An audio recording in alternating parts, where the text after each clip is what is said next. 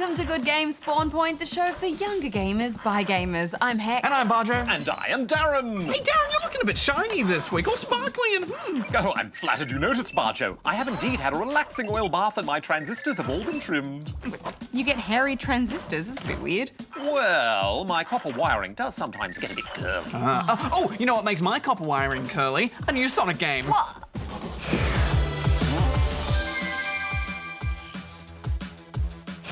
Also on the show, a bit of Viking strategy gaming in the Banner Saga factions.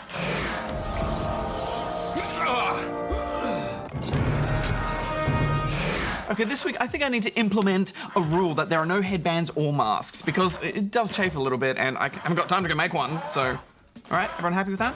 Affirmative. Sure. I'm gonna read the news. Okay. They just chafe a little bit. I have sensitive skin, Darren. Of course you do, Bajo. Of course you do. Hex here with all the news from the Spawn Point news desk. Media Molecule's studio director Siobhan Ready has been named Australian Woman of the Year. Ms. Ready received a return business class ticket to Australia as well as a video message from Prime Minister Julia Gillard to congratulate her on the award. Earlier in the year, she was also named by the BBC as one of the 100 most powerful women in the United Kingdom. She says the award has been a rocket up the bum and encouraged her to try and get more young women involved with games. Inspired by last week's story of a father modding Donkey Kong to star Pauline as the playable character for his daughter, two modders have now replaced Link with Princess Zelda in the original 1986 game The Legend of Zelda. It was a childhood wish of one of the modders to play as Zelda, as she had originally thought the game placed her as a battle princess that saved the kingdom. She was disappointed when she saw that this was not the case, so created the mod which replaces text to alter the story and puts Link as the damsel in distress. Darren, we're not paying attention before. We made a rule, no headbands, no mask. And then what's this? This is a helmet, Bajo. Isn't look. it resplendent? The principle's the same. It's still something that you're wearing that I said we should wear things. And I don't want you to get something and... Look at this. Look at this. I think it looks great. The Banner Saga is a tactical turn-based game that's all about Vikings, with a little bit of fantasy thrown in. This first installment, Factions, is the free-to-play multiplayer component of a full Banner Saga game, which is yet to be released. This chieftain meant to kill me, and he's not the first. 12 families in the city would gladly take my chair. Right off the bat, I was a bit upset that this wasn't actually about Bruce Banner, who is the Hulk, but it is still about Vikings, and Vikings are very cool. This is the first game from Stoic, an indie game studio put together by developers from BioWare who worked on Star Wars: The Old Republic. This is not a massively multiplayer online game, but it does have role-playing elements. And can I just say, you guys, what a beautiful looking game this is. It's like some magical old Disney movie. Everything has been hand illustrated and animated, and I was instantly drawn in and just captivated by it all. It does look amazing, doesn't it? And even though all the action takes place on this small grid on the screen, the detail really brings this game alive. There's snow blowing in off the hills, Viking ships in the distance, and all sorts of grim warriors standing around watching you fight. I love the way the scenery scrolls from left to right when you drag the mouse. It makes it feel like you're peeking down on the battle from somewhere hidden up high. Battles in Banner Saga Factions are between two players, each with a hand-picked party of 6 characters. You can mix and match from archers, raiders, and the giant-like Varl who make up the warriors and shield bangers. Each of those different character types can be upgraded into different classes too, for a total of about 16 different types of unit in all. The basic archer, for instance, can be upgraded to lay down traps, like scattering burning coals in the path of enemies.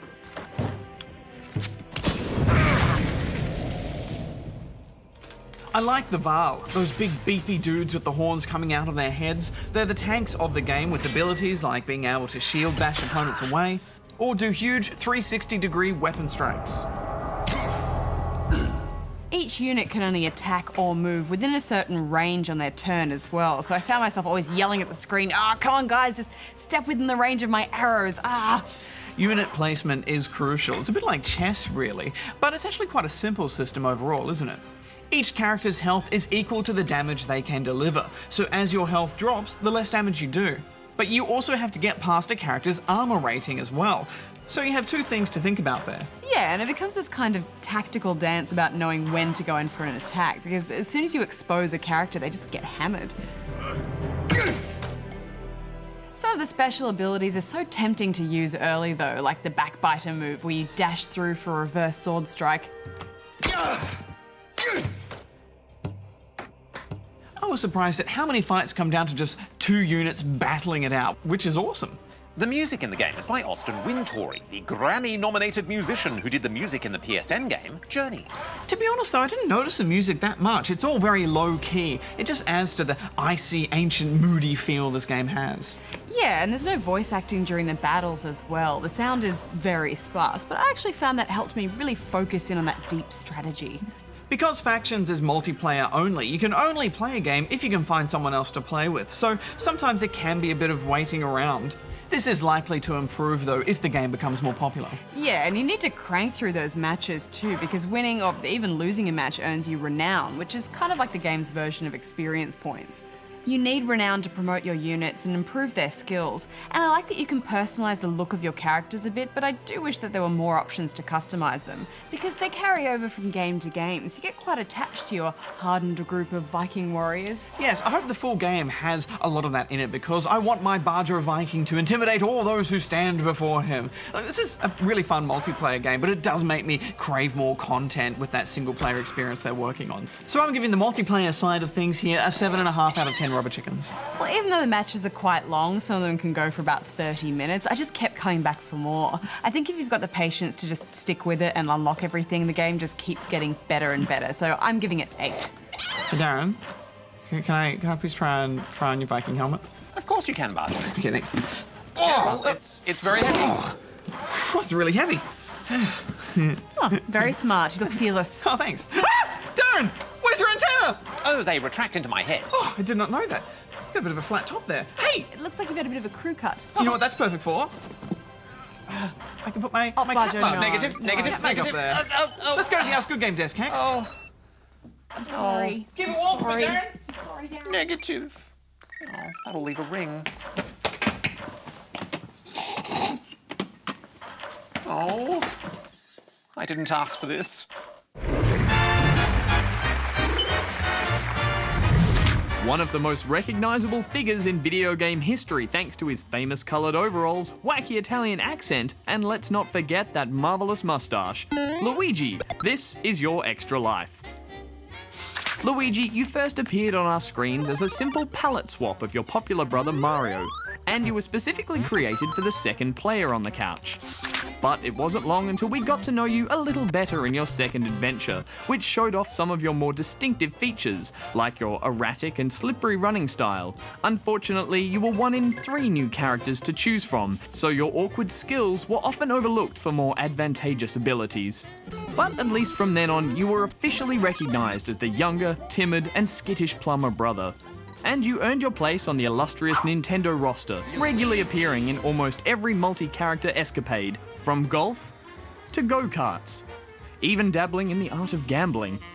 Watching your personality evolve, we've got to know you as the sheepish but loyal brother who'll put up with playing second fiddle time after time. And regardless of the fact that you're actually taller than Mario, you've spent almost all your life in his giant shadow, stepping out only occasionally for a brief tour around the globe, or into the world of the paranormal in a title that actually included your name. Hello?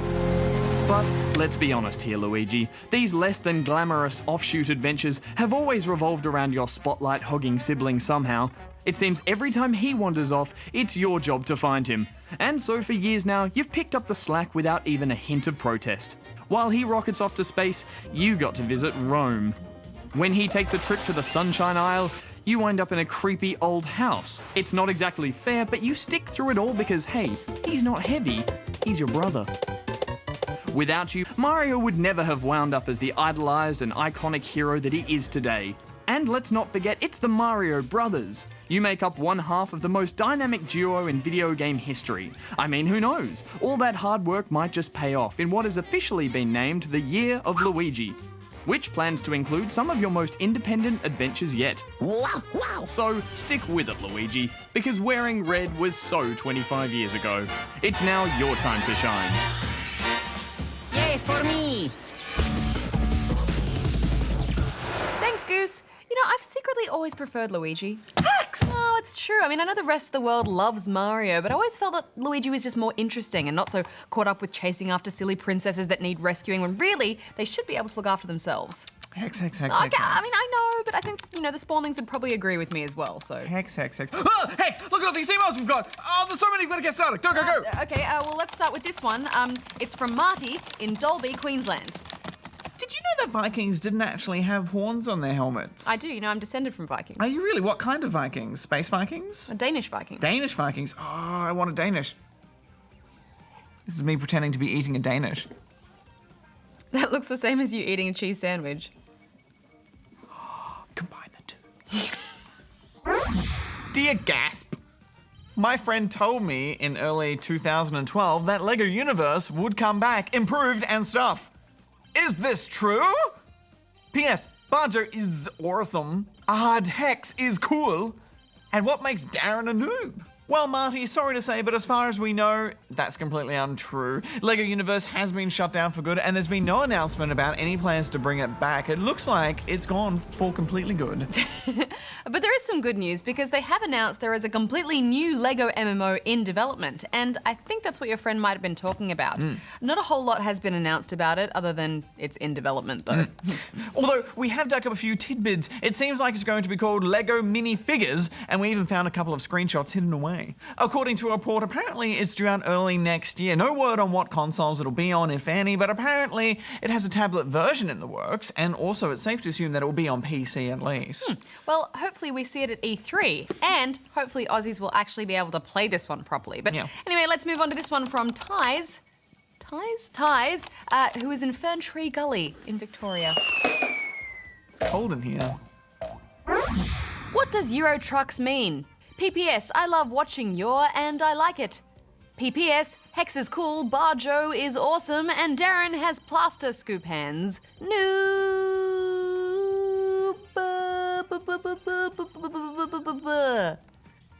Well, thanks, Tease. But to me, Euro Truck means and symbolizes an innate desire in all of us to go on spiritual journeys and explore the world with big trucks. It's awfully deep of you, Bajo. I think what he was actually asking is just what the word Euro meant. Ah, well, that's just short for Europe. And if I remember my geography right, which I think I do, Europe is a bunch of countries somewhere near French Western Australia. Actually, it's a continent in the Northern Hemisphere which stretches from Spain over to the edge of Russia. And I think you'll find that also includes France, which is in Western Australia and Germany, so I think you'll find I'm right. Yeah, except that what I said was accurate and what yours was totally boggles. Yeah, so interpretation of Anyway, let's move on to this one from D.A.R.R.E. in D.A.R.R.E. Town. Location. In New South Wales. Which is also in Europe. No, it's not. No, it's in Euro. Sorry. Hi, Bajo and Hex. I have a question for you. Something that has been bugging me for quite some time. What is the point of the screens that ask you to press start? I really have no idea what they are for. Thanks for answering my question. Bajo and Hex, you guys are awesome, and D.A.R.R.E.N is pretty cool too. That's actually quite an interesting question, D.A.R.R.E.N. They do seem pretty redundant, don't they? Why not just load the main menu straight away? Or why not just load me into the game where I last left off? Putting some silly screen in that asks me to press start, it just seems a little bit... Oh, no. I tried to disconnect the phones this morning, but he reconnected them with his remote laser bots. You know that he's fly out of above his all eyeballs. that. He doesn't need connections or wires. Bajo speaking. Who's this? Hello, Bajo. It's me, Who is D.A.R.R.E.N. this? Oh, hi, D.A.R.R.E.N. You need to announce yourself straight away, or I will just hang up on you next time. Because we need to know who's calling us and interrupting us. What can we do for you, D.A.R.R.E.N.? Oh, it's what I can do for you, because I know the secret to D.A.R.R.E.'s question. Oh. You see, press start screens date back to the early arcade games. They'd usually display a small demo of gameplay when no one was playing, so people would see what the game looked like. These were called attract modes. However, when a player stepped up and pressed a button, it would be able to instantly go to the press start screen and encourage them to insert their coins and press start to begin. So why do video games still have them today? Well, Hex, there are several reasons. One is that the press start screen can be reached without any user, save device, or controller needing to be selected. So if there are multiple controllers connected, when you press start, the console will know that that's now the main controller to use, and will then prompt you to select which user and save device to use. That sounds fairly sensible. Are there any other reasons, Darren? Well, it's also partly so games can still have attract modes, allowing shops to simply put the game on the console, leave it in the start screen, and let it begin a rolling demo. This also helps to reduce what's known as burn-in, if you accidentally leave the console running for a long time when you're not there. It can happen to some types of TVs when a single image is displayed for too long. That image can actually permanently burn into the screen, leaving a ghostly image behind forevermore. Oh, well, thanks for that, Darren. It's very insightful. Yeah, thanks, Darren. Oh, my pleasure. Okay, well, great. Let's move on to this one from Chicken Pig King, who is in the Darren Cave in Queensland. Darren has a cave in Queensland He's as well got caves as all here. over the place. He's like Batman. I wonder if there's like a networked system of tunnels and all of Darren's caves are just in every state, even in There French might be. Perth. Maybe even in French Perth. And when you came through the tunnel, it would go, Je t'aime, which in French, Western French Perth, stands for Welcome to my tunnel. What's up, my peeps? Llama Duck King and Alpaca Goose King. You guys are awesome. I was just wondering where the squid level in World 1 in Super Mario Bros. U, because I have no idea where to find it. Thanks if you answer. P.S. I really am in the Darren Cave, and tell Darren that he has noobish defense systems. P.S.S. Darren is a noob, but he is still cool. P.S.S.S. Bajo is awesome and should run the show and answer this question. Well, thanks, Your Highness, Chicken Pig King, and I can definitely help you out with that. First of all, go to the second level of World 1, also known as the Tilted Tunnel. Then when you see this red ring and this big pink tilting platform, wait for it to tilt up this way, then jump up and you'll find this secret platform. Up here you'll see this little ramp. Now jump off that, and you'll find yet another secret platform up there. Then simply follow that and you'll come to the end of the level. Simply jump on the flag and bam, you've unlocked the secret squid level, which is a super annoying underwater level. Underwater levels. Oh, so many secrets. Well, good luck with that, Chicken Pig King. But let's move right along to this one from Matt in the Hat, which is in Hat in the ACT, or the Australian Capital Territory. Is there a cheat for SimCity 5? Well, yes, Matt, there are cheats for the new SimCity, but to use them, you'll have to play in the game's sandbox mode. So simply start up a game, set it to sandbox mode, and then enter one of these codes for the corresponding cheat. But if you want to play legitimately in the normal mode, then there's also a little tip for creating an unlimited water supply. Simply build a water pumping station right next to a sewage treatment plant and you can get infinite water. It works because sewage treatment plants will treat the sewage, then dump pure fresh water back into the ground, ready for your pumping station to send on. Another tip we found that works quite well is to start up a city in your region somewhere with lots of resources like oil, coal and ore, then turn that into a great big mining city and sell it all with trade depots. Then once you get a chance, build more advanced structures like refineries to turn oil into more profitable fuel, which will make even more money. We've got one city which is just like that, making over 500,000 simoleons every month. Then we just donate big wads of that cash to our other cities if they need it. Some good advice there, but let's move on to this one now from Ben in Sydney, New South Wales. Hi Ben, how are you? Dear Good Game, it's my birthday last Tuesday. This is my birthday wish. Can you help me on the boss on Star Fox 64 where you have to save Slippy? Please help me. P.S. Shout out to Ben, Josh, Dan, Alex, Nathan. Yes, that would be Gorus. Well, Ben, we can definitely help you out a little bit there.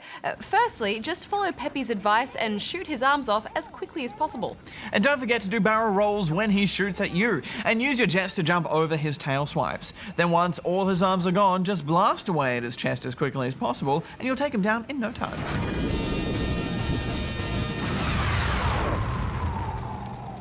Also, it's good if you can score a few laser upgrades, and if you have a few spare bombs, those can make your life a little bit easier.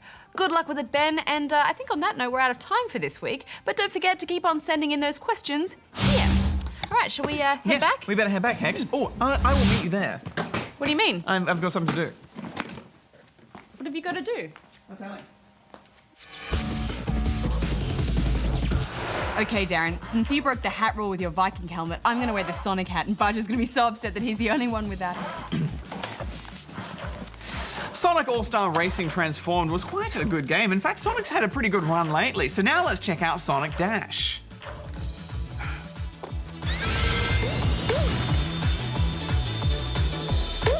Sonic Dash is a smartphone game similar to Temple Run, so if you've played that endless runner, you'll feel right at home here. Sonic automatically hurtles along each course. He's essentially on rails, but you can flick him between paths with a swipe of your finger. Plus, there are plenty of obstacles and enemies for you to roll through or jump over. Affirmative. This endless runner style suits Sonic far better than some of his earlier smartphone games. Yeah, I don't often agree with you, Darren, but in this case, I do very much so. It lets Sonic do what he does best, which is run very, very fast. And initially, I was having quite a lot of fun with this game. The environments are nicely detailed, the draw distance stretches off for kilometers, plus there are some real Sonic hero moments, like the loop-de-loop, and long jumps where you bounce off big fish. But then I found the game's rotten core. It often hides obstacles where you can't see them, such as this run. Everything was going fine until this happened.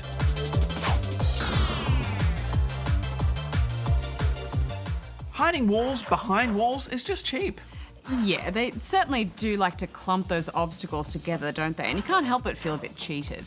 When you have to flick Sonic quickly from side to side to avoid lots of dangers at once, you don't have enough time to make it, especially as there's a bit of lag after you've finished a jump before you can do your next move.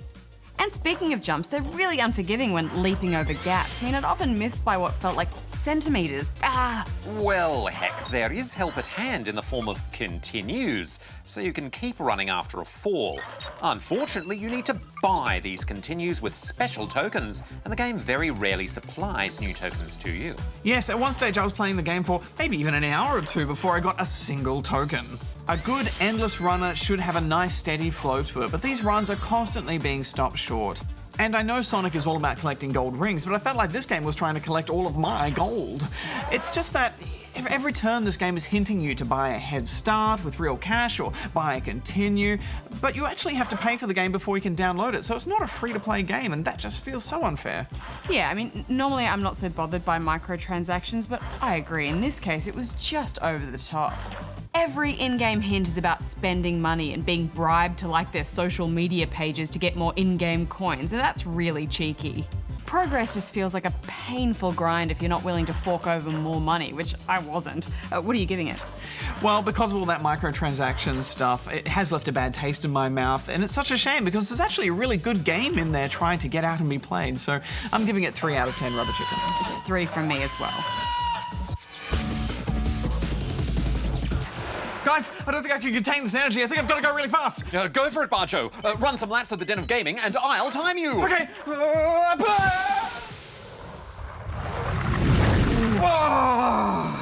Wow! Let's see, that was 100 meters in 4 seconds, officially making you the fastest human being on the planet. I'm a little worried about this suit's magical properties and that I might actually turn into Sonic the Hedgehog, to be honest. It could be an improvement. Well, then we'd have to start calling you Badjonic. Oh, yeah? Badjonic out. Hex out. Darren out. I think I'd like to borrow that costume. Robotnik.